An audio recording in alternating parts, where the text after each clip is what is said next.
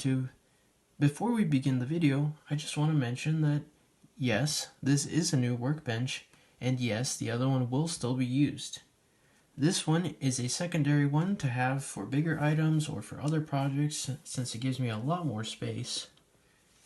And the other one is still going to be used for other videos, for smaller things or something that can fit on it, because having a monitor takes up a lot of the space.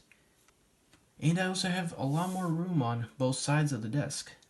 So while the other one is still going to be used, this is definitely a worthwhile addition to the office.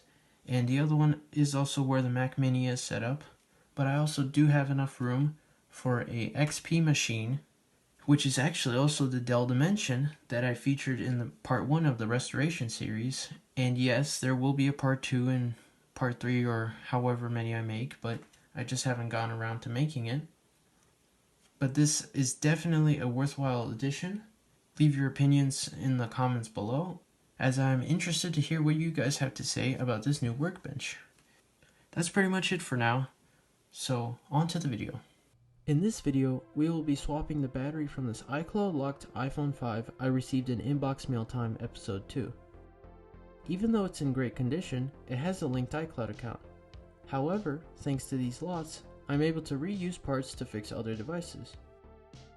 Now here I have a slate iPhone 5 that just needs a new battery, and the reason why is pretty self-explanatory when you see the battery that was previously in it.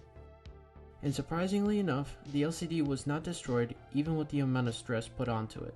Plus, as a bonus, I have another slate iPhone 5 that has a faulty battery, and we will test it out to see what's on it later in the video. Let's clear the workbench and get started.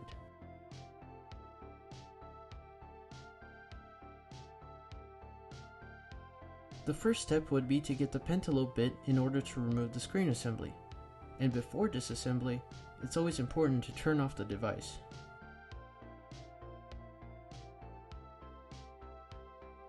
Removing the 2 screws at the bottom will give us access to try and pry up the screen.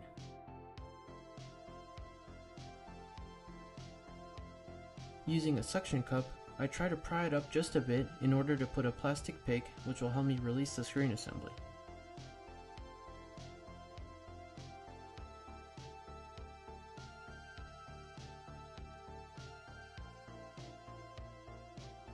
This can take a while, and I kept losing grip on it, so I had to do most of the tedious work off camera. It looks easy, but you really need to have good durable tools in order to easily pry up the display.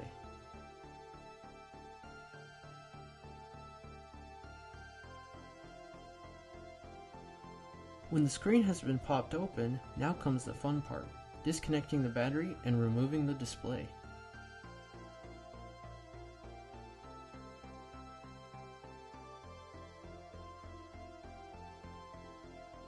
It's always important to first disconnect the battery, since it can create problems that are otherwise easily avoidable.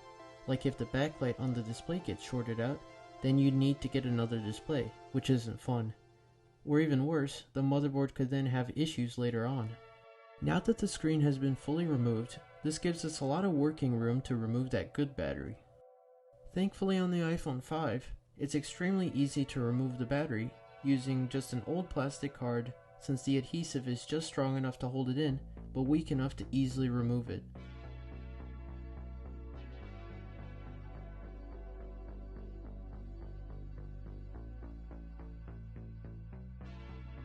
With the battery out of the phone, we can now use it to first check out the bonus iPhone and see what surprises await. Disassembly is exactly the same, since it's the same model, but for this, all we need to do is get access to the battery terminal.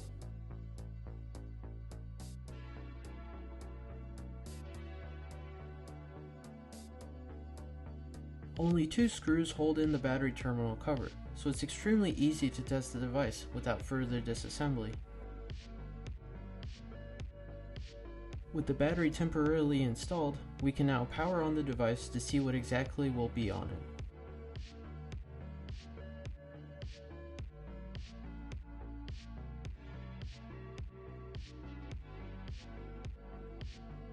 Unfortunately, the bonus iPhone does have a passcode, so unless if it doesn't have iCloud, it just seems like it's going to be another parts device. and it also seems to be running iOS 10 based on the press home to unlock text.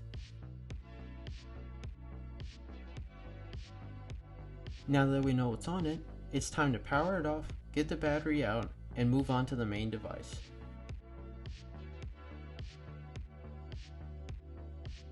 It's time to put in this good battery into the iPhone 5, and since it's already partially disassembled, it will be easy to put in the new battery.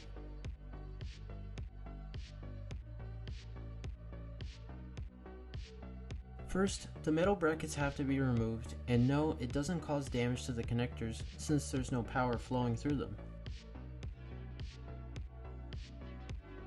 Before we put in the battery, I took this opportunity to lightly clean the inside of the device.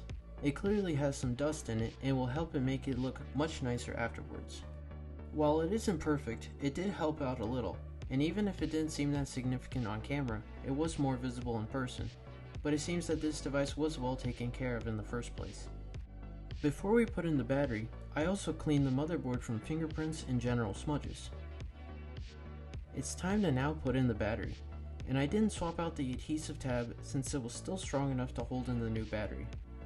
I also cleaned up the screen assembly.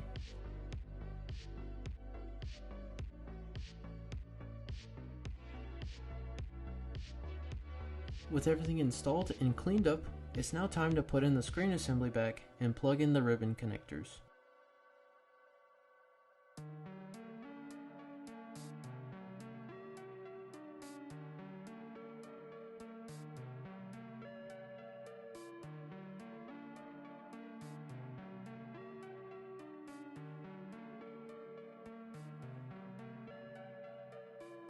With the screen reinstalled, it's time to test out the device to make sure it's still fully operational.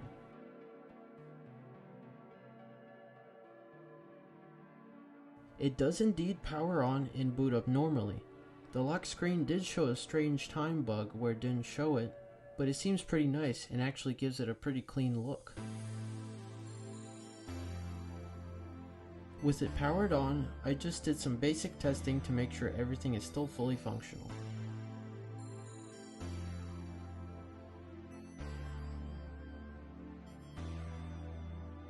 Even with the display having to endure the stress of that bloated battery, it's still working just fine and it has no issues with touch or displaying incorrectly.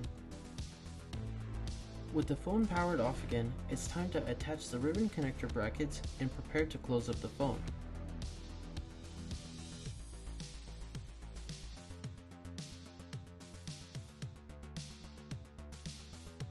I'd have to say that the most annoying part was not the battery removal, rather making the screws stay on the screwdriver or on the magnetic mat, which was barely magnetic at all, but despite that, the repair was a success.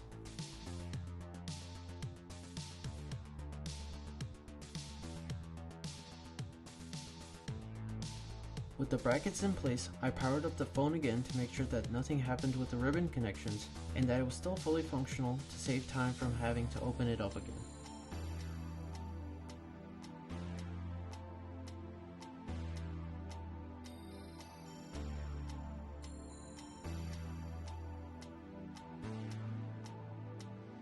With everything still being operational, it's time to now close up the phone by making it click back into place and reinstalling the pentalobe screws.